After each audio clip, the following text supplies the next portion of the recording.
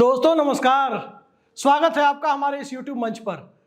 दोस्तों, चंडीगढ़ और शंभू बॉर्डर से मैं अभी आपके साथ लौट कर आया और मुखातिब हुआ। मुद्दा चंडीगढ़ का ही है। पूरे एक हफ्ते चंडीगढ़ में बिताने के बाद जब मैं वापस आया, दिल्ली वापस आया, तो एक बड़ी खबर हमारा इंतजार कर रही थी। यूं कहें पूरे देश का इंतजार कर रही थी, और वो बड़ी खबर चंडीगढ़ से जुड़ी हुई थी। लेकिन उस खबर पर जो सनसनी बनी, जिस प्रकार की उम्मीद लोगों को थी, जिस प्रकार लोकतंत्र के समर्थकों को उम्मीद थी, वो खबर सर्वोच्च न्यायालय ने दी, मुख्य न्यायाधीश जस्टिस डीवाई चंद्रचूड़ की बेंच ने दी। और वो मामला था अनिल मसीह का। वो अनिल मसीह जिसे लोकतंत्र का लुटेरा कहा जा रहा है, वो अनिल मसीह जिसने सरेआम वोटों की चोरी करते हुए जो पकड़ा गया, उस अनिल मसीह के ऊपर, भारतीय जनता पार्टी के कार्यकर्ता अनिल मसीह के ऊपर आज सुप्रीम कोर्ट ने जो बातें कही, और चंडीगढ़ के मेयर के इलेक्शन पर जिस प्रकार की चीजें सामने आई, वो सत्ता में बैठे हुए लोग और खासकर भारतीय जनता पार्टी के लिए हिला देने वाली खबर थी। एक ऐसी खबर जिस खबर ने चंडीगढ़ से लेकर दिल्ली तक और यूं कहें कि नागपुर तक दहला देने का काम किया। सुनवाई थी चंडीगढ़ में जो 3 हफ्ते पहले मेयर के चुनाव में जो धांधली हुई। क्लोज सर्किट टीवी यानी सीसीटीवी की फुटेज में भाजपा का एक कार्यकर्ता जो निर्वाची अधिकारी बनाया गया था, रिटर्निंग ऑफिसर बनाया गया था, उस कार्यकर्ता ने वोटों की गिनती में जो बैलेट पेपर पर मार्क करके 8 पार्षदों के वोट खराब किए और भारतीय जनता पार्टी के पक्ष में नतीजा सुनाया, जिससे भारतीय जनता पार्टी का पार्षद मनोज सोनकर मेयर चुना गया, जिसके पक्ष में केवल 16 वोट थे, लेकिन जिसके पक्ष में 20 वोट थे। आम आदमी पार्टी और कांग्रेस गठबंधन का प्रत्याशी कुलदीप टीटा को हार का सामना करना पड़ा। उसे 12 वोट मिले, और इसलिए 12 वोट मिले क्योंकि 8 लोगों के वोट को उसने उस पर मार्क करके बैलेट पेपर को खराब करने का काम अनिल मसीह ने किया था, लोकतंत्र के लुटेरे ने किया था। लेकिन आज जब ये लोकतंत्र का लुटेरा सुप्रीम कोर्ट के सामने था, तब जस्टिस चंद्रचूड़ साहब ने इससे पूछा कि आपने मार्क किया था? उसने कहा हां मैंने मार्क किया था। और उसके बाद सॉलिसिटर जनरल की तरफ इशारा करते हुए चंद्रचूड़ साहब ने कहा कि इस पर मुकदमा चलाया जाना चाहिए, इस पर मुकदमा करना होगा, और सारे बैलेट पेपर को दिल्ली मंगवाया, अगले चुनाव पर रोक लगाई और कहा कि मेयर के लिए अब फ्रेश इलेक्शन नहीं, बल्कि जो बैलेट पड़े थे उन्हीं के आधार पर वोटिंग होगी, और उन सारे मार्क किए हुए बैलेट पेपर को भी गिना जाएगा कि वो किसके पक्ष में गए थे, तब मेयर चुना जाएगा। आप खबरें सुन रहे होंगे कि आम आदमी पार्टी के 3 पार्षदों को भारतीय जनता पार्टी के पक्ष में तोड़ लिया गया है। सुप्रीम कोर्ट ने भी इस पर चिंता जताई, और विद्वान न्यायाधीशों ने साफ साफ कहा कि हॉर्स ट्रेडिंग की कोशिश हो रही है, खरीद फरोख्त की कोशिश हो रही है। तो खरीद फरोख्त की कोशिशों पर भी सुप्रीम कोर्ट अंजान नहीं था, और नतीजा ये हुआ कि जिस मेयर के चुनाव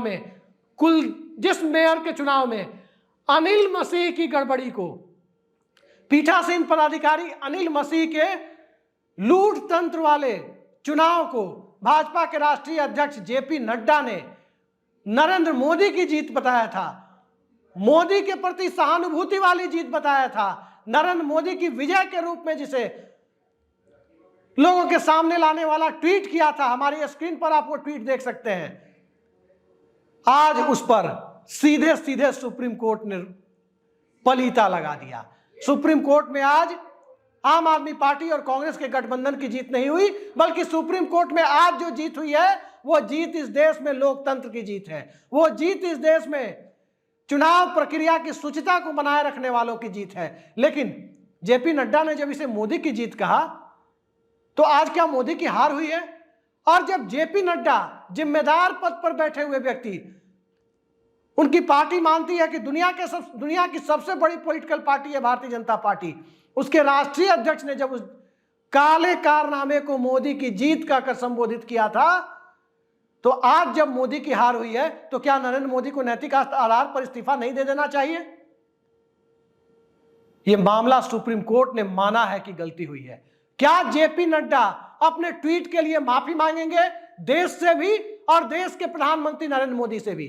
नरेंद्र मोदी सिर्फ भारतीय जनता पार्टी के एक सांसद नहीं है, नरेंद्र मोदी भारतीय जनता पार्टी के एक कार्यकर्ता नहीं है। नरेंद्र मोदी सिर्फ संघ से निकले हुए एक प्रचारक नहीं है। नरेंद्र मोदी आज की तारीख में दुनिया के सबसे बड़े लोकतंत्र के सर्वोच्च सत्ता प्रतिष्ठान यानी प्रधानमंत्री पद पर आसीन है। लिहाजा जेपी नड्डा ने जो नरेंद्र मोदी की जीत बताया था वो दरअसल 142 करोड़ लोगों का अपमान है, क्योंकि 142 करोड़ लोगों का प्रधानमंत्री इस काले कारनामे में लिप्त होगा, यह देश भरोसा नहीं कर सकता।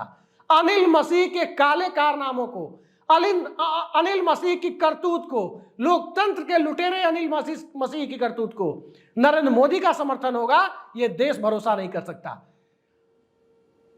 ऐसे राष्ट्रीय अध्यक्ष को भारतीय जनता पार्टी के लोगों को बर्खास्त कर देना चाहिए, निकाल देना चाहिए। जिस राष्ट्रीय अध्यक्ष ने अनिल मसीह के काले कारनामों को देश के प्रधानमंत्री की जीत बताया, दरअसल उसने नरेंद्र मोदी का अपमान नहीं किया, जेपी नड्डा ने। दरअसल यह अपमान हिंदुस्तान के प्रधानमंत्री का किया, दुनिया के सबसे बड़े लोकतंत्र के सबसे बड़े भरोसे के प्रतीक का किया। प्रधानमंत्री पद पर कोई भी हो, नरेंद्र मोदी हो, मनमोहन सिंह हो या कोई और रहा हो, प्रधानमंत्री पद को आलोचना के दायरे में लाया जा सकता है। प्रधानमंत्री पद पर सरकार के कामकाज को लेकर आलोचना की जा सकती है, लेकिन प्रधानमंत्री को जिस काले कारनामे में साफ साफ दिख रहा है कि प्रधानमंत्री लिप्त नहीं है, उन्हीं की पार्टी का राष्ट्रीय अध्यक्ष उसमें सीधा सीधा मोदी की जीत बताकर इस पूरे काले कारनामे में मोदी को शामिल करने का प्रयास कर रहा है। लेकिन यह तो चंडीगढ़ के मेयर का मामला अब कल सुना जाएगा, बैलेट पेपर की गिनती होगी और चंडीगढ़ को नया मेयर मिलेगा। कुलदीप टीटा की हार हुई थी, मनोज सोनकर की जीत हुई थी, लेकिन सुप्रीम कोर्ट में सुनवाई के पहले मनोज सोनकर ने इस्तीफा दे दिया। कुलदीप टीटा संभवतः कल वोटों की गिनती में चुनाव जीत भी जाए, जो वोट खराब किए गए थे, जो बैलेट पेपर, उसमें वो जीत भी जाए। लेकिन सवाल उससे बड़ा है। सवाल यह है कि जिसके ऊपर चुनाव कराने की जिम्मेदारी है, क्या वो व्यक्ति इतना नीच हो सकता है? क्या वो व्यक्ति इतना घृणित हो सकता है? जो काम अनिल मसीह ने किया, क्या उस तरह के काम इस देश में चुनाव आयोग में बैठे हुए लोग नहीं कर सकते क्या? सवाल चुनाव आयोग पर मैं नहीं उठा रहा, सवाल इस देश की चुनाव प्रक्रिया पर नहीं उठा रहा, लेकिन आशंकाएं और संदेह एक स्वस्थ मानसिकता के हर व्यक्ति में होती है। मनुष्य संदेहवादी होता है, और जो संदेह मशीन से वोट कराने की प्रवृत्ति की तरफ है, और कई जगह देखा गया पिछले लोकसभा चुनाव में कि मशीन के वोटों में और मशीन के साथ जो पर्ची गिनने वाली मशीन होती है, उनके वोटों में मिसमैच पाया गया, अंतर पाया गया। अभी मैं कुछ पोर्टल्स को देख रहा था, न्यूज पोर्टल्स को, देश के बड़े पोर्टल्स हैं। पिछले लोकसभा चुनाव में भी कई स्थानों पर पर्ची वाली मशीन, यानी मशीन से जो पर्ची निकली उससे, और जिससे बटन दबाकर वोट डाला गया उसमें, इन दोनों के बीच अंतर पाया गया। तो जब वो अंतर पाया जा रहा है कुछ बूथों पर, कुछ ही बूथों पर सही, वो अंतर पाया जा रहा है, तो इसका साफ मतलब है कि मशीन खराब है, मशीन निष्पक्ष नहीं है, मशीन में गड़बड़ी हो सकती है, मशीनों से वोट अल्टर किया जा सकता है। लेकिन चुनाव आयोग ये कहकर खारिज कर दे कि इतना कम अल्टरेशन दिखा, इतना कम अंतर पाया गया जिससे नतीजे प्रभावित नहीं होते। सवाल यह उठता है कि जब पर्ची वाली मशीन और वोट वाली मशीन के बीच में कुछ अंतर हो सकता है, तो इस बात की क्या गारंटी है कि जो वोट डाला गया वो उसी प्रत्याशी को गया जिस कैंडिडेट को वोट डालने गए थे लोग? जंतर मंतर पर वकीलों ने मशीन के खिलाफ प्रदर्शन किया, कई सारी संस्थाएं, यहां तक कि एक दौर में भारतीय जनता पार्टी के सर्वोच्च नेता नरेंद्र मोदी ने जिन्हें भारत रत्न देकर सम्मानित किया, क्या नरेंद्र मोदी अपने भारत रत्न, देश के भारत रत्न लाल कृष्ण आडवाणी की बातों से इत्तेफाक नहीं रखते? उन्होंने भी मशीन से वोटिंग पर सवाल उठाया था। क्या नरेंद्र मोदी सुब्रमण्यम स्वामी जो भाजपा के नेता हैं उनकी बातों पर इत्तेफाक नहीं कर रखते? क्या मौजूदा चुनाव आयोग इस देश में इतनी बड़ी सिविल सोसाइटी है, उनकी बातों पर, उनके तर्कों से इत्तेफाक नहीं रखता? और क्या इस देश में वापस बैलेट पेपर की तरफ जाने की जो लोगों की मांग उठ रही है, मशीन की वोटिंग पर लोगों को भरोसा नहीं हो रहा है? दिग्विजय सिंह कह रहे हैं कि मशीन की बैटरी वोट के 20 दिन बाद, 15 दिन बाद काउंटिंग होती है, तब भी 99% चार्ज मिलती है। कोई हमें बता दे, आपके हमारे सबके घर में मोबाइल है, तगड़ी बैटरी वाले भी मोबाइल आ गए हैं, लेकिन क्या 15 दिनों तक किसी मोबाइल को चार्ज करके छोड़ दिया जाए या किसी लैपटॉप को चार्ज करके छोड़ दिया जाए? तो जो आरोप दिग्विजय सिंह लगा रहे हैं कि 99% बैटरी चार्ज मिली, क्या आपके मोबाइल और लैपटॉप की बैटरी चार्ज हो सकती है 99% तक? दावे के साथ मैं कहता हूं कि दुनिया में कोई ऐसा एपरेटस नहीं बना होगा जो आमतौर पर यूज होता है। अब कहीं डिफेंस के लिए बना हो तो मैं नहीं जानता, लेकिन आमतौर पर जो इस्तेमाल होता है, जो बैटरी इस्तेमाल होती है, वो 15 दिन बाद 99% चार्ज मिले। दरअसल लोकतंत्र पर संदेह नहीं है, संदेह चुनाव प्रक्रिया पर बढ़ता जा रहा है और चुनाव प्रक्रिया पर संदेह को खारिज नहीं किया जा सकता। इसलिए भी खारिज नहीं किया जा सकता कि कई राज्यों में, कई अलग अलग चुनाव में चुनाव आयोग की भूमिका पर सवाल उठे हैं और सवाल नागरिकों ने नहीं उठाए, कोर्ट ने उठाया है। मुंबई हाई कोर्ट ने पुणे का बाई इलेक्शन क्यों नहीं हुआ, वहां बहुत बेशर्मी के साथ चुनाव आयोग ने कह दिया कि चुनाव आयोग भूल गया था बाई इलेक्शन कराना। इतने सारे चुनाव थे कि उसमें पुणे का बाई इलेक्शन भूल गया। कल्पना कीजिए, जब चुनाव आयोग ने कोर्ट में यह कहा कि पुणे लोकसभा सीट का चुनाव कराना चुनाव आयोग भूल गया, तो ऐसे चुनाव आयोग को और ऐसे चुनाव आयुक्तों को सीधे सीधे संसद में महाभियोग जैसी प्रक्रिया चलाकर, इंपीचमेंट लाइक प्रोसेस चला करके बर्खास्त कर दिया जाना चाहिए, हटा दिया जाना चाहिए। जो चुनाव भूल जाता हो, चुनाव आयोग चुनाव भूल जाए। ठीक इसी तरह से कोई डॉक्टर जाए ऑपरेशन करने और मरीज के पेट में तौलिया भूल जाए। ठीक इसी तरीके से कुछ और संवैधानिक संस्थाएं अपना दायित्व भूल जाएं। कल को किसी जेल का प्रशासन यह भी कह सकता है कि नहीं, हाई कोर्ट ने फांसी दी थी किसी को और सुप्रीम कोर्ट ने जो फांसी पर स्टे लगाया वो ऑर्डर हम भूल गए थे और उस आदमी को फांसी दे दी। कल को यह भी सुनने में मिल सकता है। कोई आश्चर्य की बात नहीं है, क्योंकि चुनाव आयोग जब सीधे कोर्ट में कहता है कि भूल गया कि पुणे का बाई इलेक्शन कराना है, ईडी सीधे सीधे कोर्ट में कहती है कि छगन भुजबल पर जो आरोप थे वो कागजात नहीं मिल रहे हैं, वो डॉक्यूमेंट कहीं गुम हो गए हैं। ये हालात जब इस देश में बन गए हो तो फिर भला मशीनी लोकतंत्र और मशीन से वोट कराने की प्रक्रिया पे कौन भरोसा करेगा? अनिल मसीह की चोरी जस्टिस डीवाई चंद्रचूड़ ने पकड़ ली, लेकिन मशीन से जो कथित चोरी हो रही है उस चोरी को कौन पकड़ेगा? उस चोरी को पकड़ने के लिए क्या किसानों की तरह पूरे देश के नागरिकों को अलग अलग हिस्सों में, देश के अलग अलग भागों में हर जगह एक शंभू बॉर्डर बनाना पड़ेगा? हर जगह इसके लिए आंदोलन करना पड़ेगा?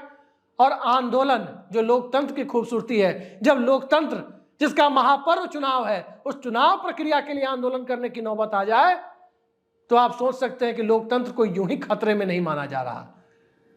आज आप देख सकते हैं कितनी बड़ी टिप्पणी एक धार्मिक कार्यक्रम में देश के प्रधानमंत्री ने की है। देश के प्रधानमंत्री किसानों की बात सुनने के लिए उनके पास पीयूष गोयल हैं और उनसे बात करने के लिए उन्हें भेजते हैं, खुद के पास टाइम नहीं है। लेकिन मंदिर जाने के लिए, धार्मिक अनुष्ठान करने के लिए देश के प्रधानमंत्री के पास इतना वक्त है, नरेंद्र मोदी जी के पास इतना वक्त है कि आप कल्पना नहीं कर सकते।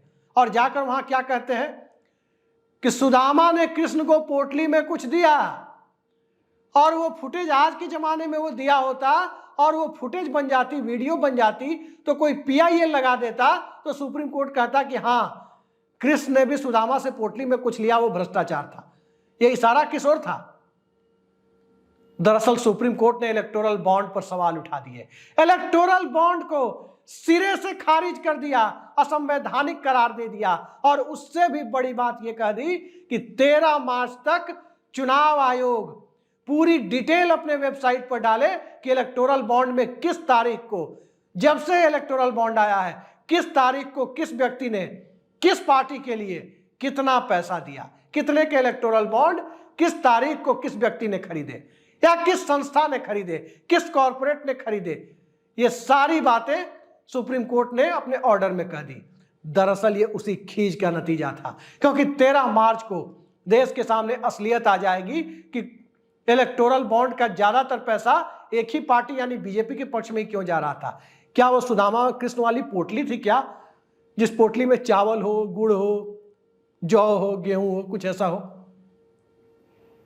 और जब इस तरह की बातें कही जाती है तो निश्चित तौर पर संस्थाओं के प्रति, लोगों का भरोसा एक तरफ जहां बढ़ता है तो दूसरी तरफ कम होता है। मैं ये नहीं कहता कि सुप्रीम कोर्ट से लोगों को निराशा नहीं हुई, निश्चित तौर पर कई मामलों में हुई है। महाराष्ट्र के मामले में 11 मई को दिए गए जजमेंट के बाद जब 7-8 महीने तक दल बदल पर फैसला ना हो और विधानसभा अध्यक्ष बड़ा ही विचित्र फैसला दे दे कि उद्धव ठाकरे गुट भी असली है और एकनाथ शिंदे गुट भी है, यानी दोनों गुट विधानसभा में एग्जिस्ट करेंगे, चाहे वो असली शिवसेना के हों जिसके पास चुनाव चिन्ह है या दूसरे वाले गुट के हों। फिर दल बदल कानून का मकसद क्या रह जाता है? जब दोनों ही गुट विधानसभा में रहेंगे तो फिर दल बदल कानून के तरह अयोग्यता का सवाल कहां पैदा होता है?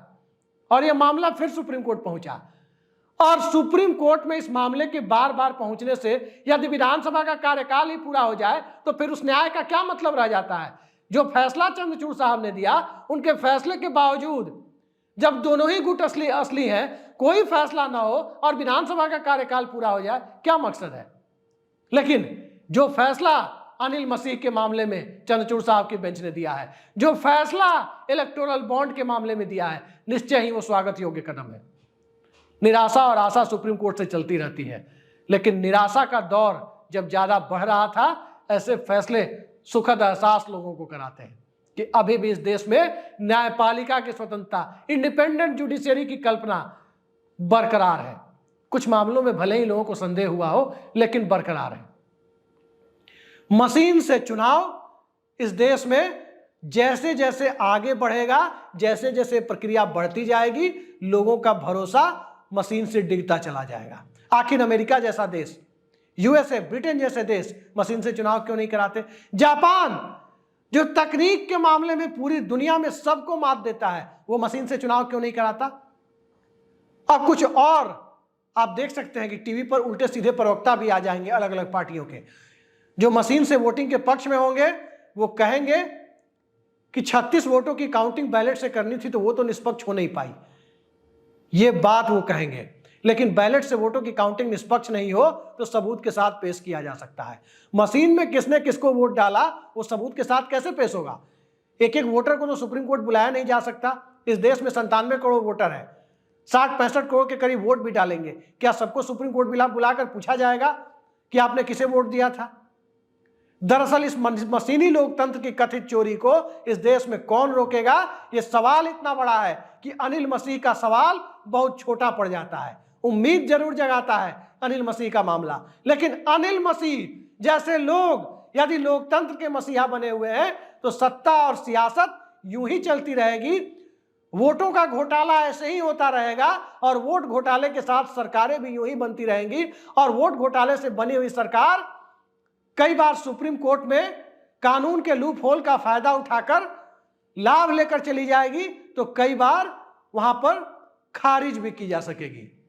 मामला मनोज सोनकर और कुलदीप टीटा का नहीं था। मामला दरअसल यह था कि इस देश में वोटों की चोरी को सत्ता पक्ष में बैठा हुआ आदमी, भारतीय जनता पार्टी का एक कार्यकर्ता अनिल मसीह कैसे धत्ता बता रहा है और कैसे भाजपा के राष्ट्रीय अध्यक्ष जेपी नड्डा उसे देश के प्रधानमंत्री की जीत बता रहे हैं। ये सारे सवाल आज की तारीख में उतने ही महत्वपूर्ण है जितना महत्वपूर्ण इस देश में डेमोक्रेसी है, जितना महत्वपूर्ण इस देश में मूल अधिकार है, जितना महत्वपूर्ण इस देश में संस्थानों की स्वायत्तता है और जितना महत्वपूर्ण इस देश में लोकतंत्र के प्रति लोगों का भरोसा है।